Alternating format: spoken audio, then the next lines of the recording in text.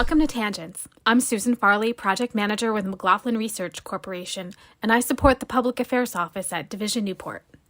We're celebrating Engineers Week here at Division Newport, and what better guest to have than our Chief Engineer, Joe Gabriel. He's got a great perspective on the engineering work being performed at the warfare centers, and he's just an all-around good guy to talk to. We have a nice long conversation, and I think you're going to get a lot out of it. Happy Engineers Week, everyone. Joe, welcome to Tangents. Thank you for having me. I'm excited to be here and help you celebrate and help us all celebrate Engineers Week. Great. So when I first met you, it was years ago. You were the chief engineer for Code 25, and I was taking meeting minutes at a Cheng Council meeting. And you just stuck out to me because you were, I loved your energy, super chill, and you were very focused and determined, and just the way that you went about doing things was very notable to me. And when, as people move on and you became the Cheng for Division Newport, I thought, great, they picked exactly the right person. I was so pleased. So let's talk about that. Yes. You've been here for 30 years, which is crazy. Does it seem like it flew by?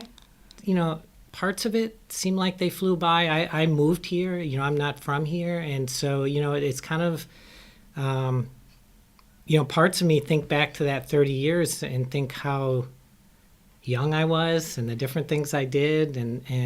But it's been quite a ride and journey. And I'm at an age where my peers are beginning to retire. And a common theme when you talk to somebody that's retiring is they look back at their accomplishments and they reframe them. So, I look back at some jobs I really, really loved, but, it brings me back to the teams. I always enjoyed working as part of a team. We work at teams. Not everything we do, much of what we do is very challenging.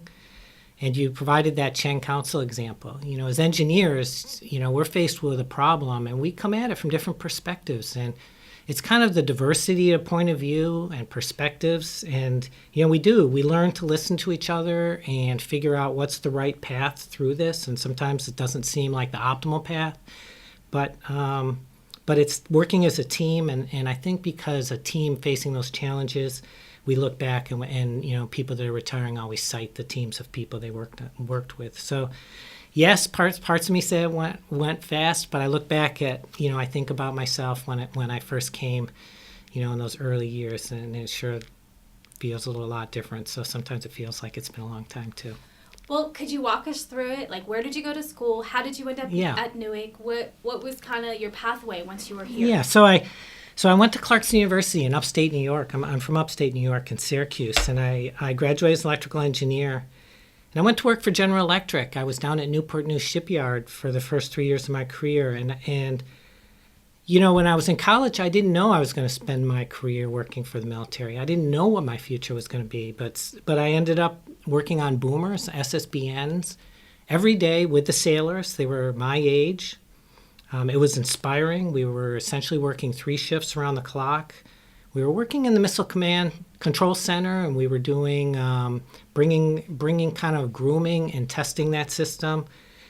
Had my first opportunity to go out to sea.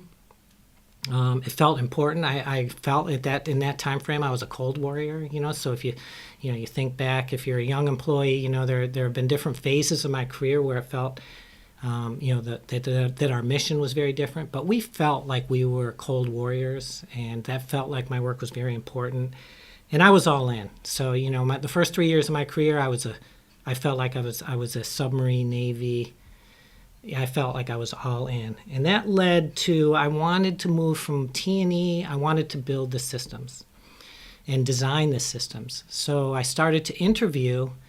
And I was interviewing within GE. My roommate at the time's brother worked here in Div Newport, and he happened to be visiting. So he asked for a resume. I gave him a resume, but at the same time, I said, "But I'm not going to go work there. I don't know what that is. And I came in an interview, and I said, this place is wonderful, and I loved the idea of working on the government side. I didn't have to worry about who won which contract. I could just focus on submarines, and it looked like a lot of systems engineering. So that was exciting.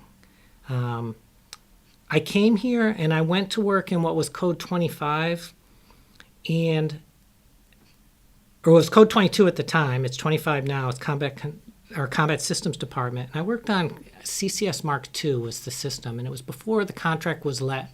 But we were working acquisition. It's where I first learned about acquisition.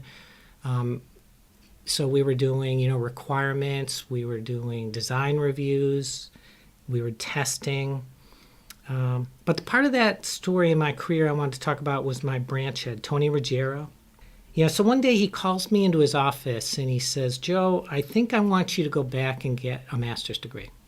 Wow. And so I said to him, I was probably, 26, 27 or something like that. I think I said to him at the time, I remember giving him a litany of the reasons why I was too busy.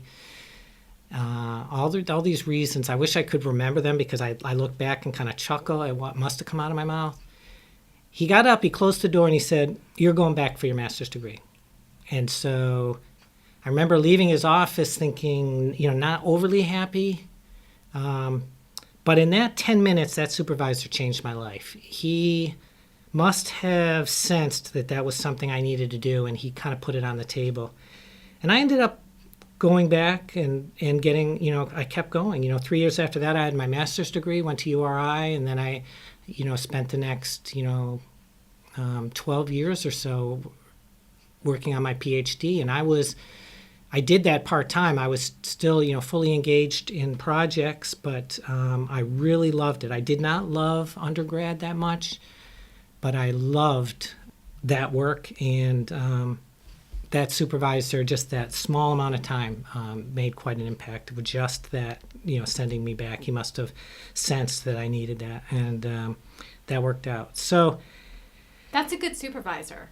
Yes, and so that's kind of one of the themes I think you'll see in the career. And we're lucky because our supervisors, we work in an organization where our supervisors are engineers and scientists. Yeah. So you could go work someplace where your supervisors, more, you're working for a business that, your supervisors kind of got a business acumen.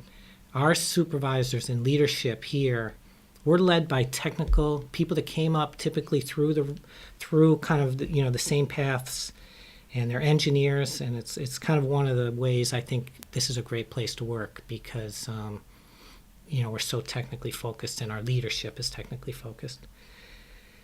So I wanted to go into advanced development.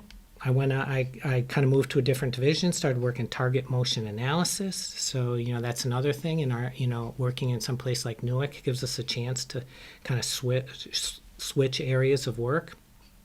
And same department, but now I was in the advanced development group. And I was working projects called like Close Encounter Toolbox. We got to take that out. We've developed it here. We got to take it out on submarines. We transitioned that into the fleet. That was a very interesting project. But target motion analysis is, you take sonar bearings and you take periscope or imaging and try to figure out where the contact is. And there's a lot to study with it, and I felt like I was studying with the people that invented it. So the algorithms and the math, it was very interesting. At that point, I was finishing my PhD and thought that I was on a track to go in to do research, which is kind of what I thought I wanted to do at that time, and I hit a realignment. So that's another thing that can happen to an engineer in their career. What's that? Where you do a realignment where maybe your whole department, maybe you get a new department head, and you end up in a different division, right? So that's probably happened 3 or 4 times when I worked in that department. Happens, maybe every, it just happens occasionally, sometimes when there's a new department head or there's just a need for it. And I ended up in T&E. So here I had just finished my PhD thinking, I started in T&E, went to systems engineering, went to advanced development. And then I went to T&E, and my first reaction, was I was very upset. I didn't know what to think about it. We had started doing research on human performance and behavior and variability as they use the systems. That was part of what we were looking at in advanced development. But the leadership wanted to bring a little bit more of that type of analytics to the T&E process. But, I didn't necessarily, appreciate that at that moment. So went up there. It was the first time I actually had the thought of, what do I need to do to get my career back on track? Like, do I need to make a big change? Did you feel like it had gone off track? I felt like I was being put someplace that wasn't my best fit. Okay. So just because I had this, it turned out to be a wrong image. I felt like as I progressed through my career and I wanted to become more technical, I had to work my way toward the research. Since then, I've learned that line of thinking, and that's what I'm going to get to in a minute, is really not correct. I will say the other thing is, even though I knew that I wanted to get to research, I think a theme through my career is that I've just wanted to be in a job where I made my best technical contribution. It was never, I want to be a line manager, or I want to be a chief engineer, or I want to be a TPM. It was always, my thinking was always, how can I make my best technical contribution? And if you can align your strengths with, your job, then that kind of is very satisfying. Whereas if you sometimes get slotted into the wrong place, then, that's not it's not your strength. So I've never plotted out my career. Now that is the correct thing to do for a lot of people. I'll remember where I am here, but I worked for Marie Bussier. Yeah. And she is a great leader. She was our department head, and she was one, I think, that knew what she wanted to do.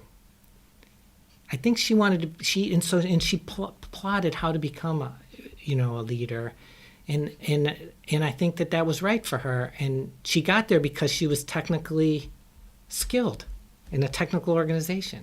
And I really don't have aspirations to be in a particular role. I sometimes wish I did, but I just have an aspiration to make my best technical contribution, and I'm willing to kind of let my career kind of just go where it goes. But when I landed back up in T&E, I didn't feel like that was the right fit for me. That was, that did not feel like and boy, did I learn. So change happens all the time, and I embraced it. I got lucky. I embraced it, and we changed that part of the organization. I was teamed up with a branch head. Mike Kalis was a new branch head. And I think together what we did was he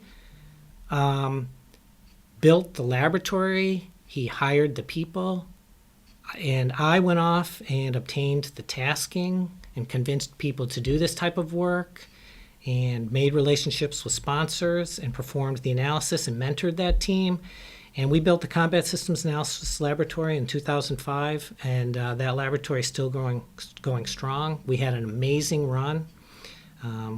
We did advanced processor build projects. We worked on Valiant Shield. I could name the types of projects we worked on, but it was something that I really learned in that time frame, and it was a long time frame. It was probably 2005 to 2014, but we were deep technically into technical performance. We had quite a good thing going during that time frame, and I look back on it. I mentioned at the beginning, people talk about their accomplishments in the heat of battle. We didn't necessarily recognize what the contribution we might be making, but in retrospect, I'm very proud of that time. And it came out of I could have taken that change as not the change I wanted, but by embracing it, turned out to be really wonderful. So. Well, don't you think here at NUWC, there's a mission, and there are like subsets to that mission. You kind of have to go where you're needed, and it maybe doesn't necessarily coincide with what you want to do. So let me take that. So you're right. So we're performing a mission, and that's exactly right. I went to a need. I didn't, I wasn't in a position where I was balancing where are the most important needs in our department or our project. I was looking at it more from the type of work. There was a need. And so this is what I believe is that I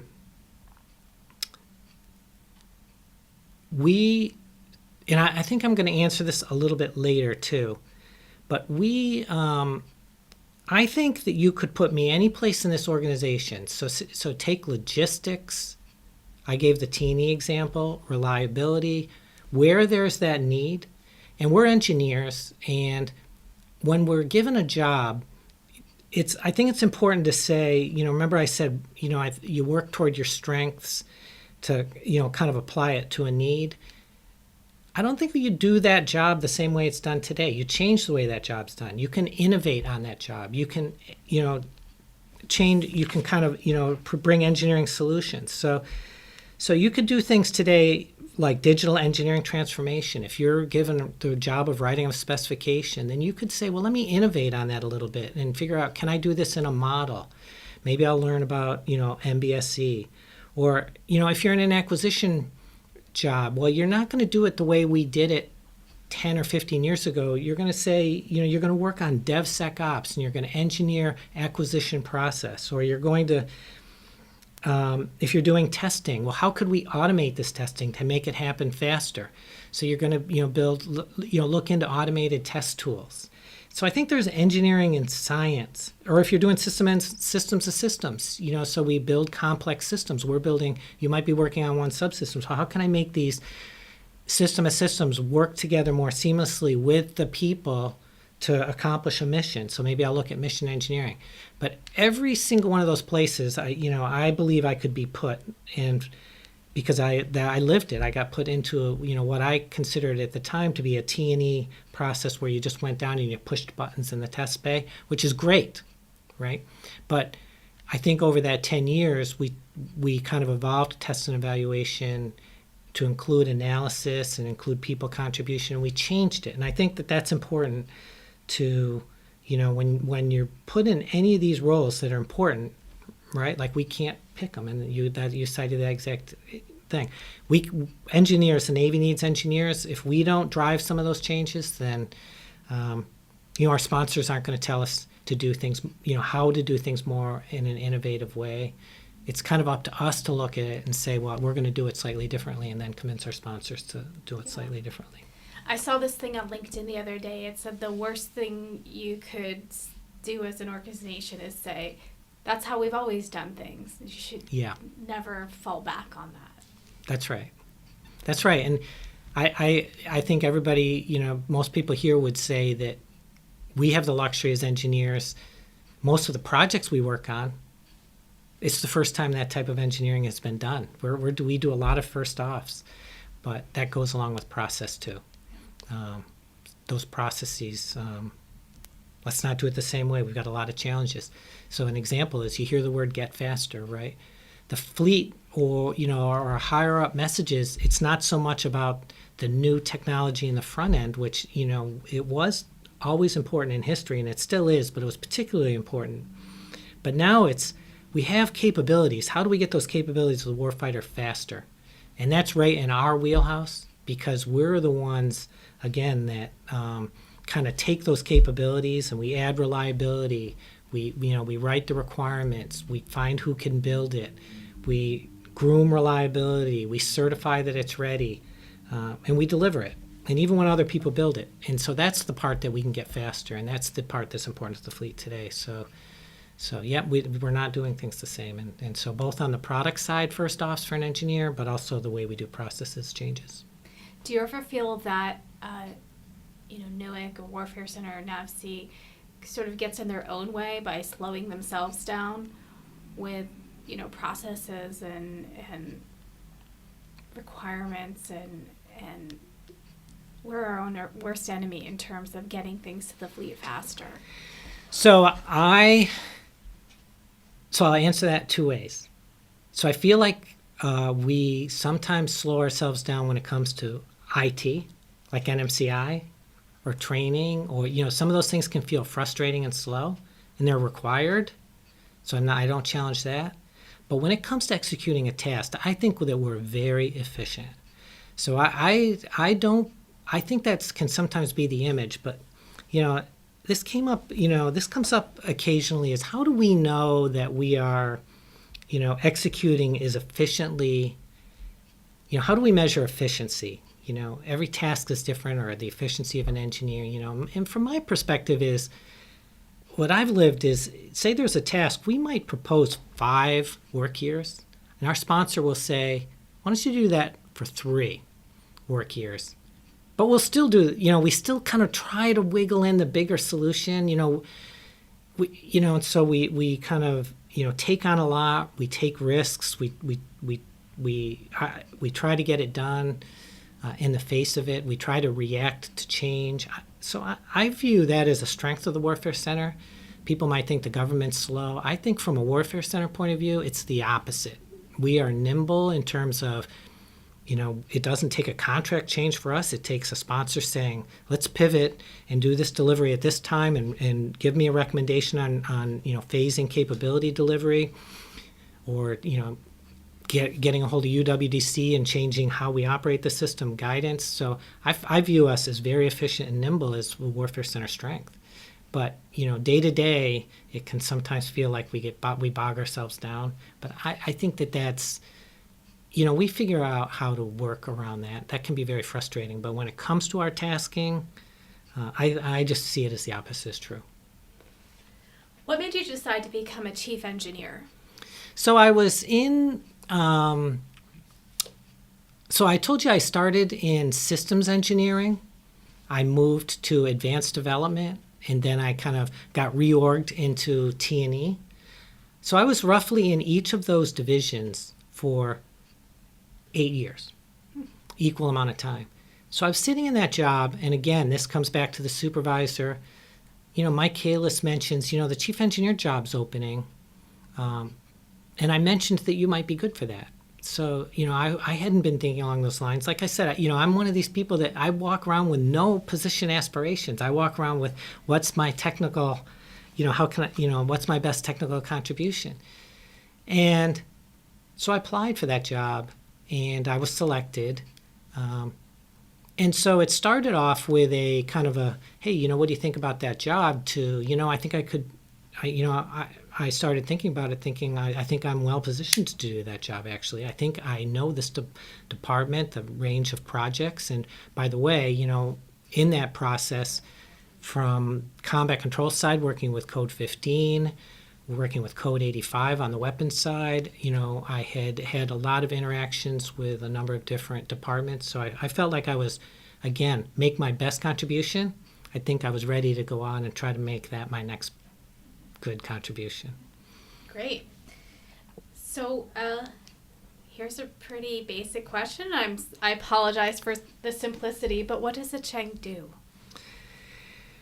So what do Chengs do? That's a good question. So let me tell you what I do. And the first thing Chengs do, so you sit typically, when you're a department Cheng, you've got a department leadership team that's going to be division heads. It might be the 9 office, which runs the program management side of it. You've got a department head. You've got a deputy department head, and you're on kind of a leadership team.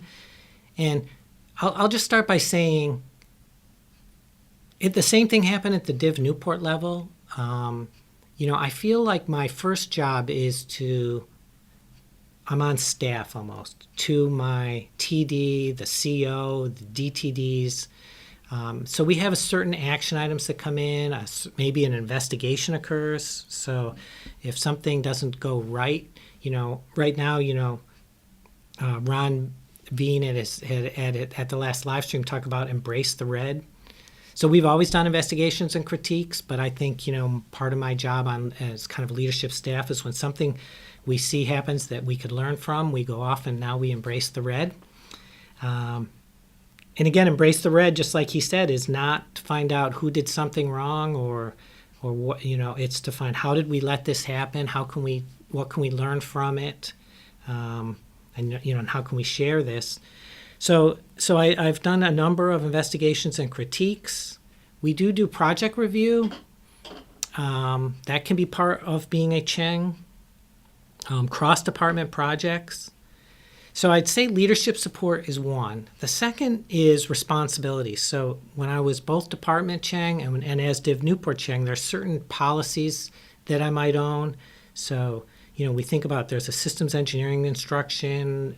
I've done, in this job, a very significant amount of work learning and working on system safety. We have a Newport CHENG Council. You mentioned the CHENG Council. That may be, where we first met.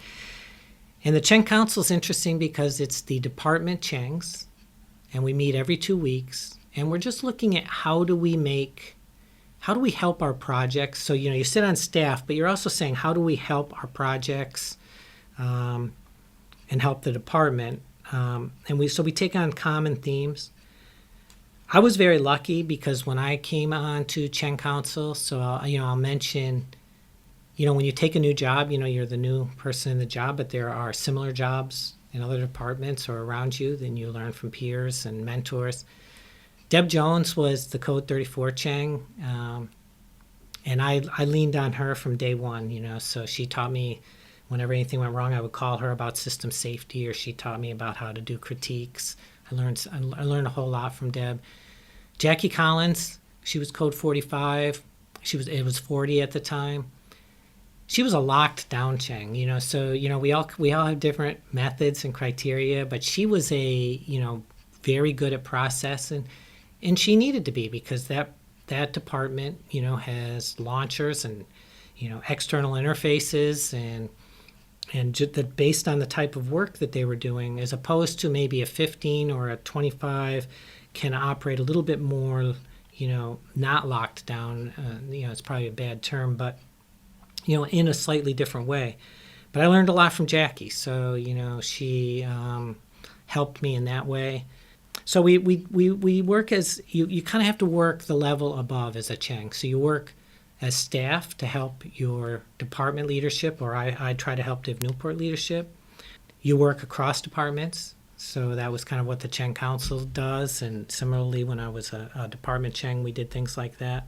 It's not so much as an oversight position. Like I've never seen the CHENG as one that would go into a project and suggest how they operate or execute. I think that's largely a department and TPM and responsibility, but we do set some minimum standards, so we can go in and so there's some consistency across the departments, and we try to learn.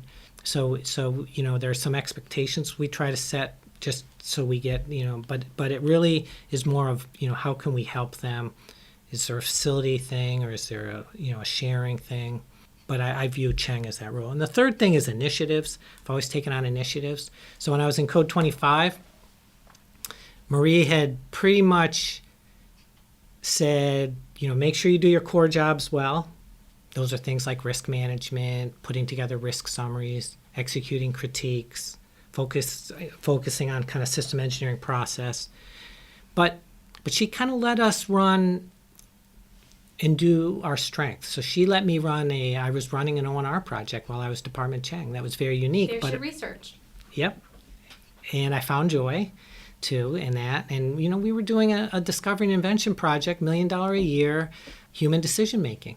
And I applied that directly to a fleet problem at UWDC. We changed tactics, briefed it at NDIA, kind of brought people in the department in. So that was a very different role for a department CHENG, but there are certain initiatives. As Newport CHENG, my initiatives are more along the lines of helping David Toth with digital engineering transformation, and John Babb, helping him with that. Warfare Center collaboration. I've put a lot of time into, we have 10 warfare centers. I serve on just like we have a Newport Chief Engineers Council, there's a Warfare Center COP. We meet every other week, the Warfare Center CHENGs.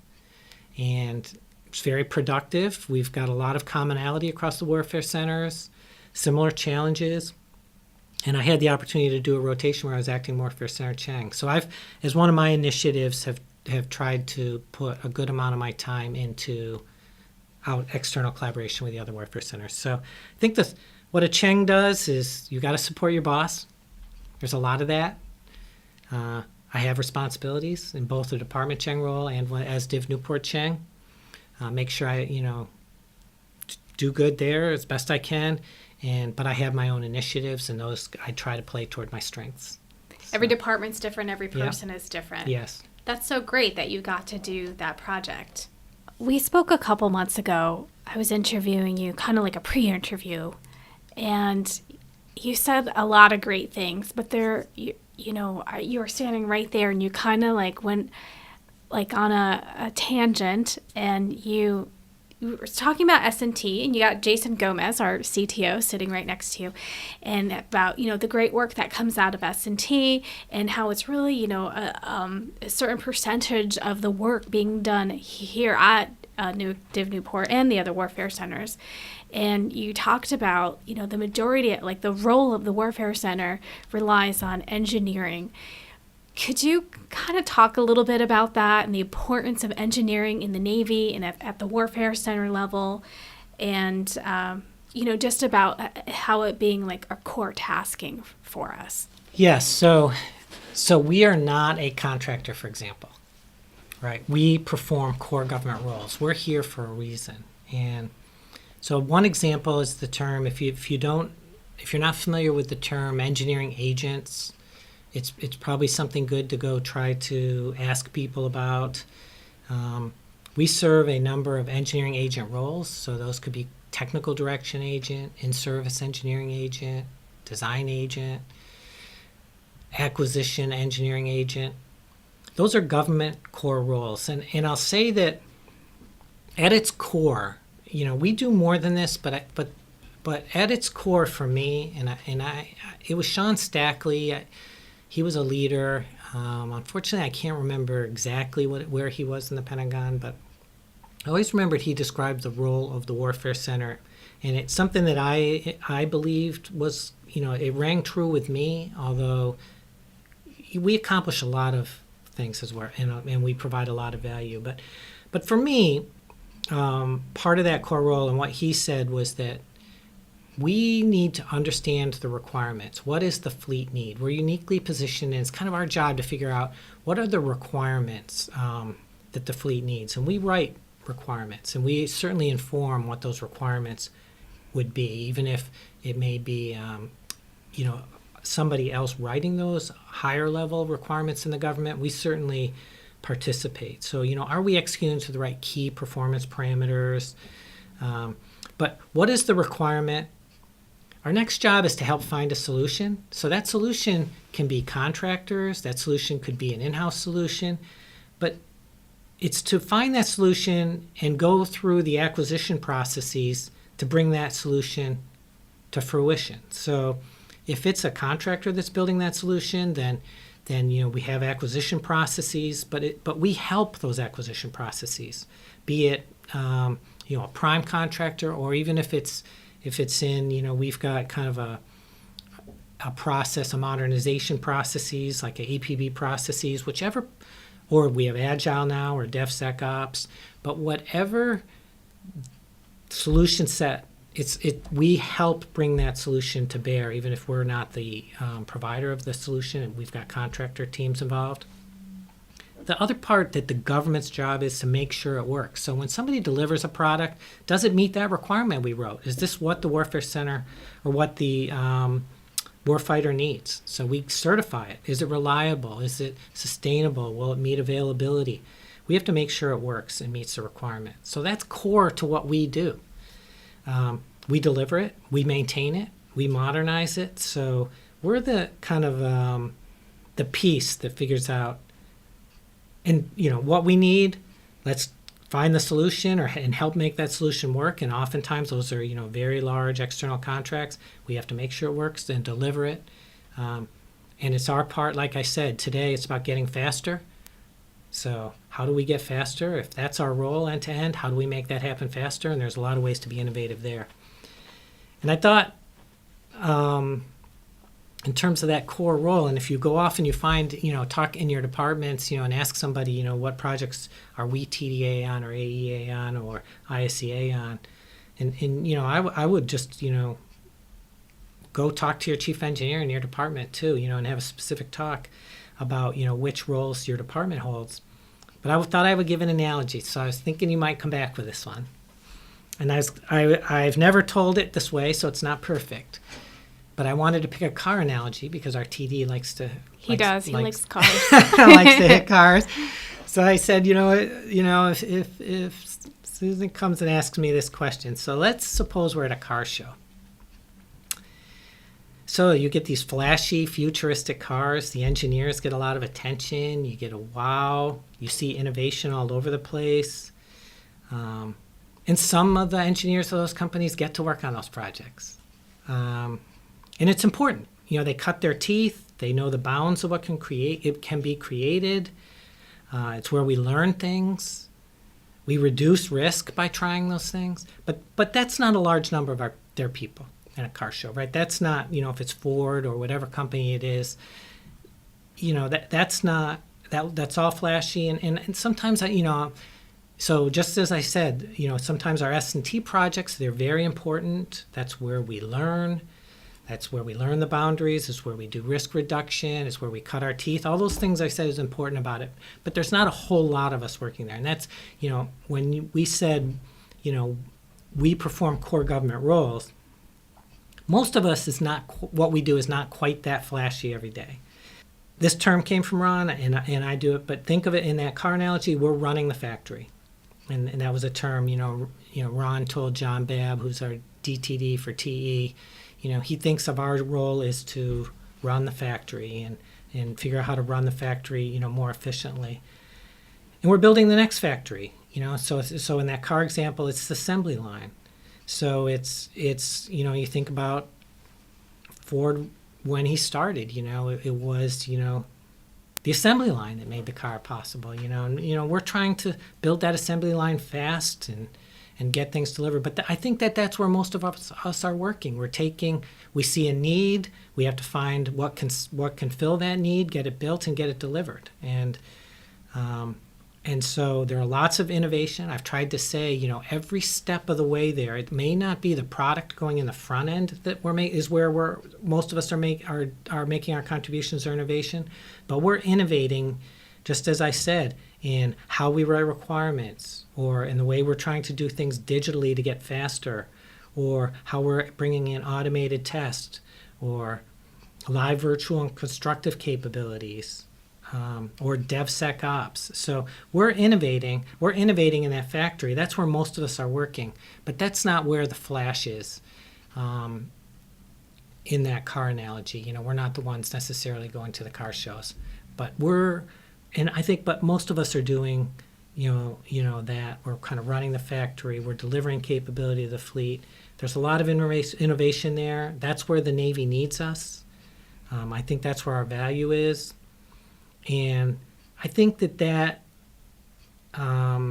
puts us in a position to focus on the warfighter. And,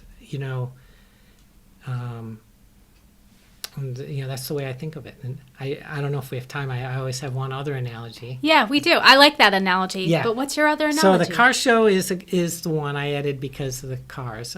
I always use the Amazon analogy also. We build some original content in the front end, but the content that gets delivered tends to be delivered by other people. We're not designing the new TV or the Xbox or whatever, Amazon might be selling. But we're putting some original content up there.